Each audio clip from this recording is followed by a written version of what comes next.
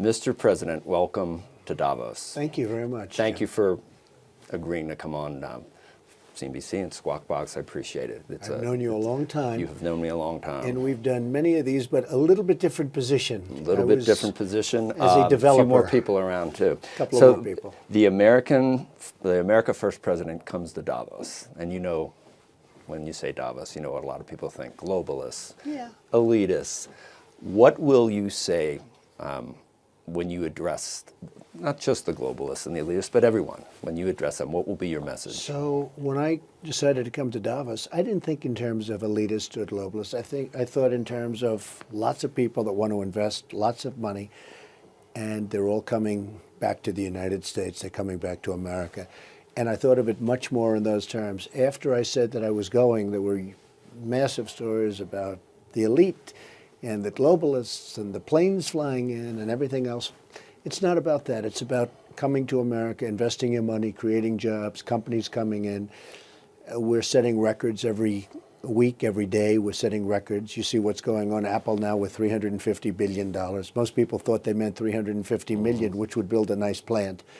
But I spoke with Tim Cook, and I was very honored by it. You remember in my campaign, I used to say, I won't consider this great unless Apple starts coming in and really investing big money, doing the plants. They're going to do a lot. You've moved a little. But so many companies are coming in. Yes, you've moved a little towards the center. But I saw Macron saying that globalism doesn't solve problems. Suddenly, other countries are saying, you know, we need to take care of, you know, our own country to some extent. So it's almost like the differences between America First and Davos, I think there's plenty of room for you. There's a lot of room, and we love global, but we love home. We have to take care of our home.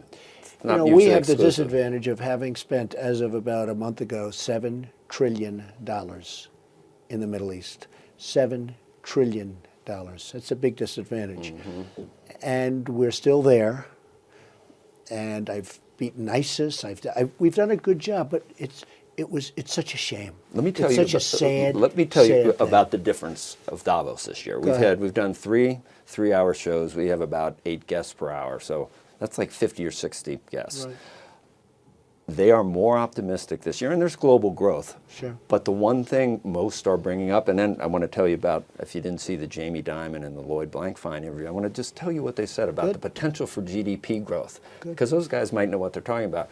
But the tax plan has been brought up almost without exception in a positive way by not just the CEOs, but by leaders from other countries even. Maybe they need to look at tech. Maybe they need to invest in the United States now because it's a better environment for business. And that's why I'm here. To a large extent, that's why I'm here. I think that the tax plan has been even better than we thought. What did happen that nobody considered is that AT&T started, but they immediately followed. Same day. Hundreds of companies are giving thousands and thousands of dollars to their workers. And now you have almost 3 million workers that are receiving thousands of dollars. Nobody ever thought that was not like in the plan. Even Starbucks. Even Starbucks.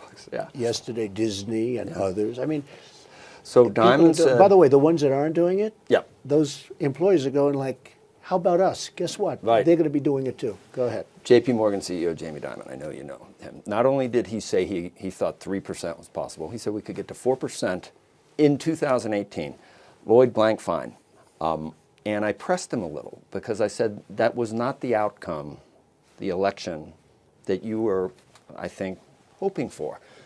Now that you've seen what's happened to the stock market, up 40% since Election Day, how businesses are doing, confidence, are you happy with the outcome? And he said, he couldn't really say I'm happy with the outcome, but he did say, but nobody did. But he said, I don't think the stock market would be where it is. I don't think GDP would be where it is. Maybe the polarization would be less. But he had to concede that the benefits probably outweighed any of the downsides. That was Lloyd. That was Lloyd. And Jamie's become very positive.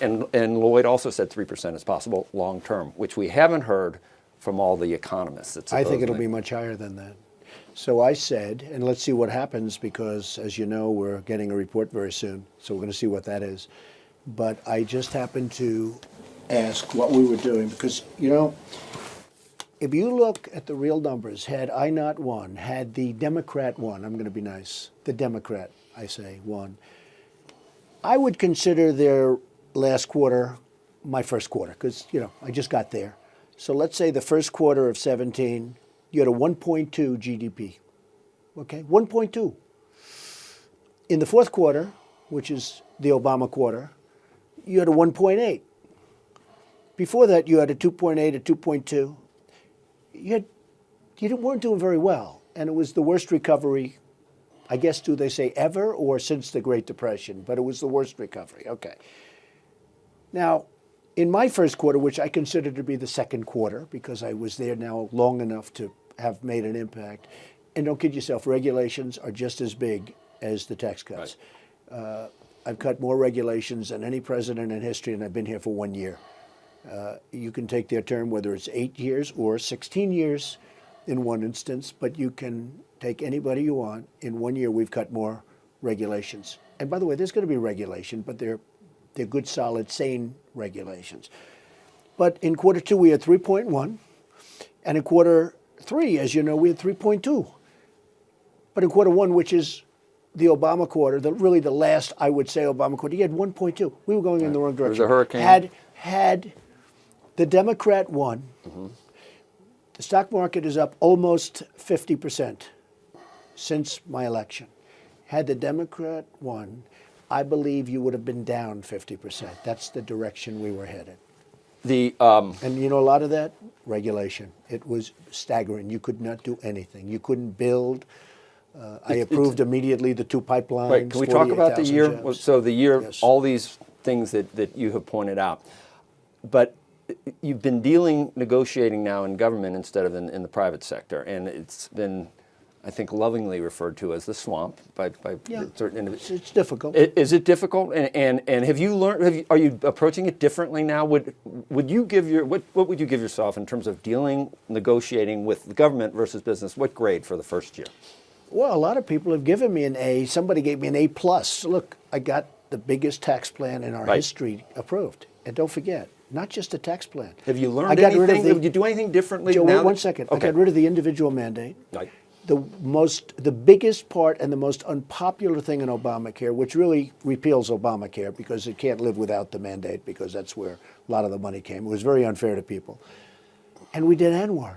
ANWR, Ronald Reagan tried to do it 40 years ago. I mean, everybody's been trying to do ANWR, and I got ANWR done as part of that same bill. So on top of the biggest tax cuts, great reform, and the money is coming in. I mean, the money is pouring in. We probably take in $4 trillion from overseas that would never have been able to be here because of regulation. Can we talk trade real quickly while we're doing it? So we had solar panels, washing machines. I'm not sure where it goes from here. I'm not sure how China reacts, whether steel's whatever next. it is. They're grown-ups. And I think they understand that maybe we have some legitimate, right? Are you going to stick with bilateral, or would you ever go back into multilateral? Would TPP, would that ever be possible to look at that again? I like bilateral because if you have a problem, you terminate. When you're in with many countries, like with TPP, so you have 12 if we were in, you don't have that same, you don't have that same option. Right. But somebody asked me the other day, would I do TPP? Here's my answer. I'll give you a big story. I would do TPP if we made a much better deal than we had. We had a horrible deal. The deal was a horrible deal. NAFTA's a horrible deal. We're renegotiating it. I may terminate NAFTA, I may not. We'll see what happens. But NAFTA was and I went around and I tell stadiums full of people, so I'll you might terminate it or renegotiate. Are you opening up the door to reopening TPP? I'm only saying this. I would do TPP if we were able to make a substantially better deal. The deal was terrible. The way it was structured was terrible. If we did a substantially better deal, I would be open to TPP. That's interesting. Would you handicap? Are you surprised to hear me say I'm that? a little bit, yeah. I'm a little taken Don't be aback. surprised. No, but we have to make a better deal. I want to know. The deal was a bad deal. Like the Iran deal is a bad deal. Maybe These are bad NAFTA, deals. maybe not NAFTA. Can you give me any indication which way you're leaning? Because there's a lot of the CEOs that have been on here, they all seem to acknowledge that it's 30 years later, and there's a lot of changes that make a lot of sense, but to not abandon the deal. We have a trade deficit with Mexico. Mexico, $71 billion a year, right? We have a trade deficit with Canada of a substantial amount of money. I have a number, but they keep arguing. They keep saying that, so I won't say it. I won't tell you it's $17 million, okay? We have a trade deficit with Canada. We have a massive trade deficit with Mexico. Got to do something. We can't continue to do this. Are you leaning towards staying in, or would you really go out I've always completely? said during the campaign, and as you noticed, and as you've actually said a couple of times, which I've always appreciated, I have fulfilled a lot of what I've said. And I'm only here a year. You know, I think I have 4 years and maybe another 4 years, So okay? we'll if we see keep on it. going. We'll see what happens. tell you- But Joe, yep. we have a $71 billion a year trade deficit with Mexico. We've got to do something. We can't have that. So will it be renegotiated? We're trying right now with Bob Lighthizer and the whole group. I think we have a good chance, but we'll see what happens. The way that the shutdown finally was, was ended. Yeah. I get the feeling that Senator Schumer is taking a lot of flack from his flank, from the far left flank. So I feel like he's been burnt, which makes me worry about when we go back in 2 weeks. He made a mistake in shutting down. He shouldn't have shut Well, down. People if- of this country want security. They want safety. They want their military to be What's going to taken happen care of. on Monday with DACA? What are you Well, willing we've to go already started further the to process. Will you stay with Cotton, or will you move further to I think Cotton and Perdue and Goodlatte and the people that I've been dealing with, Kernen, so many of the people, these are great people. These are people that really have shifted a lot. They've really shifted a lot. And I think they're willing to shift more, and so am I. You said 10 to 12 years for citizenship, right? For the Dreamers. We're Will going Cotton to go along see with if that? we make the right deal. I think they will. These are people that have very strong opinions on DACA and on immigration generally, and I happen to think they're largely right. Look, we're going to try and make a deal on DACA. We have a good chance of making it. What we need is we need the wall. We need security. We need security at the border. We have to stop the drugs from coming in. We need safety, and we need a strong military. We need almost more than ever before. I mean, we've been in wars, so we needed it then.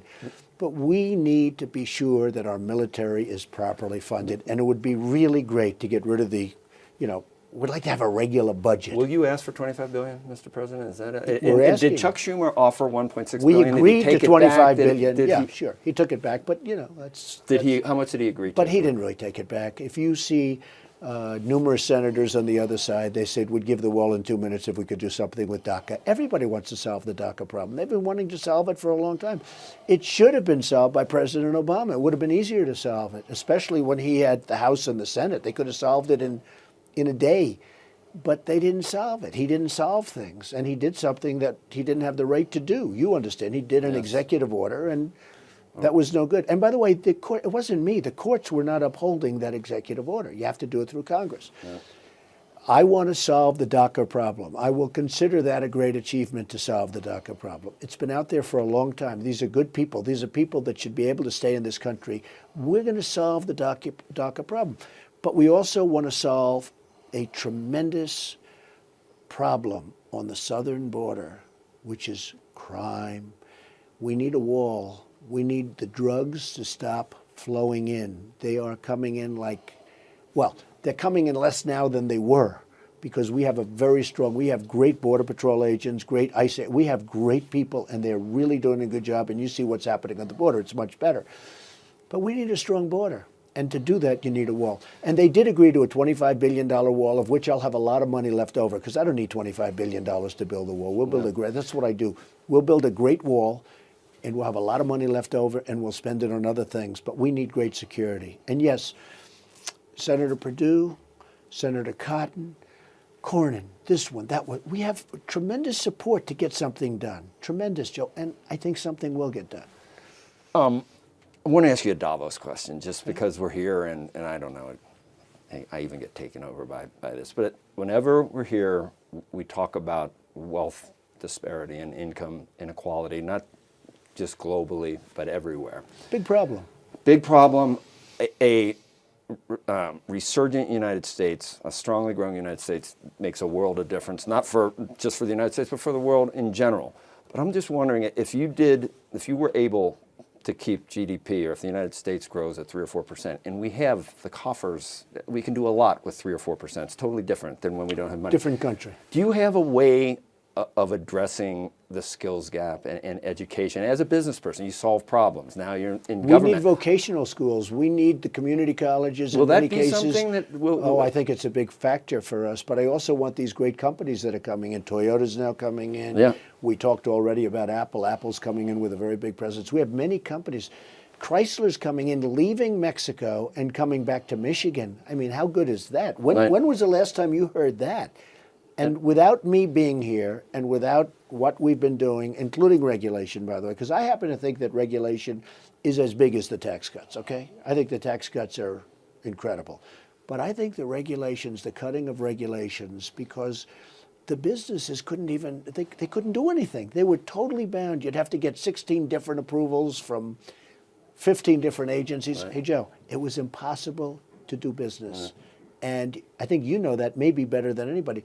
The cutting of the regulations was every bit as important as what we did with the tax cuts. Right. But you put them both together, and we have a dynamic country again. I mean, everybody's talking. I just came out, and some really wonderful people said Davos has never been like this. This is like walking into the Academy Awards, except we have more photographers. The Journal this morning, lead editorial was that, and they gave a lot of credit to the Trump administration for where economic growth is right now. But then they said, why would a cabinet member bring up the idea of a weaker dollar when things are going so well? And I'm wondering whether you saw the Secretary of Mnuchin's comments yesterday. Do you agree with those? Were they taken out of context? Let me tell you, I think they were taken out of context because I read his exact statement. I'll tell you where I stand, which ultimately is very important. Number one, I don't like talking about it because, frankly, nobody should be talking about it. It should be what it is. It should also be based on the strength of the country. We are doing so well. Our country is becoming so economically strong again, and strong in other ways too, by the way, that the dollar is going to get stronger and stronger. And ultimately, I want to see a strong dollar. Right now, it floats. But it's your great reserve currency. There can never be anything even close to it. There is nothing close to it. There never will be. But ultimately, the dollar, because our country is going to get so much stronger economically, if you look at what's happened to our country look, I've been talking about this with you for 25 years, trade. It started with Japan, morphed into China. Now it's China, Japan. It's everybody. And everybody has taken advantage of our country. They have ripped our country off. You look at what they do. I saw something on motorcycles today with a certain country, why should I say? But they sell motorcycles into our country, no tax. We sell motorcycles into their country. Harley Davidson's the greatest, right? We sell them into their country, 100% tax. Not going to happen. The word reciprocal is the most important word with Donald Trump when it comes to what the subject that we talk about and the subject that CNBC covers so well, especially you, by the way, because I don't agree with all of you people, but that's okay. But reciprocal. I want reciprocal. If they're going to charge us 100% for a motorcycle, it should be 100% the other way too. And you know, when you mention a tax at the border, a 10% tax on the border for everything coming in, I'm a free trader, totally. I'm a fair trader. I'm all kinds of trader, but I want reciprocal because when China's charging us a fortune to send products in and making it impossible for the product to get there, and many other countries, by the way, not just China. China's the biggest. And then we charge them nothing to sell their stuff here. It's not fair. When you use the word reciprocal, everybody understands that. If they do it to you, you do it to them, and everybody understands it, Joe. And you're going to see a lot of that in my administration. Well, and you're already seeing it. We're going to have to end it there. Last question, will we have another shutdown? Will you move more to the center on immigration? I don't think the Democrats would shut it down again. You don't think they'll do it? No, because you look at every poll, it said they made a mistake. Where's the movement going to come? I don't want to say Schumer got badly beaten. Why should I do that? I'm negotiating with someone. I'm not going to say he got badly beaten, but you look at what happened. The people want security. They want DACA taken care of. Yeah. But more importantly, they want security. They want the border strong. They want to have a strong border. They don't want to have MS-13 coming into our cities. You know how many of these people were getting out? These are horrible, horrible human beings. And they came here as horrible human beings. And Joe, it sounds terrible. They don't shoot somebody. They cut them up into little pieces because it's more painful. I don't want them. We are taking them out by the thousands, by the thousands. We don't want them coming in, but we're going to take care of DACA. Nobody wants to take care of DACA more than myself and the Republican Party. And the Republican Party is unified at a level that Paul Ryan called me the other day. He said, I have to tell you, Mr. President, I've been here for a long time and I've been a part of the Republican Party and I've been watching it for a long time. For many decades, I've never seen the Republican Party unified like it is under your presidency. And that was Paul Ryan. And I thought that was a very nice statement. Very nice statement. And I think Mitch McConnell actually feels the same way. We want to do what's right, and we're going to do what's right, and we're going to solve the DACA problem. And I don't think the Democrats would want to pull another shutdown, but we'll get it solved. And if we need a little more time, we'll take a little more time. I want to get the problem solved correctly. All right. Thank you very much. Thank you very Thanks much. for sitting down It's been an with honor. us. We've Mr. known each President. other a long time. We have, and I appreciate it, and we're looking forward to the speech. It should thank be- you very I much. think a lot of people Thank will you. be watching. Well, good. I hope right. so. Thank Thank you. you, Jim. Appreciate it. Hey there, thanks for checking out CNBC on YouTube. Be sure to subscribe to stay up to date on all of the day's biggest stories. You can also click on any of the videos around me to watch the latest from CNBC. Thanks for watching.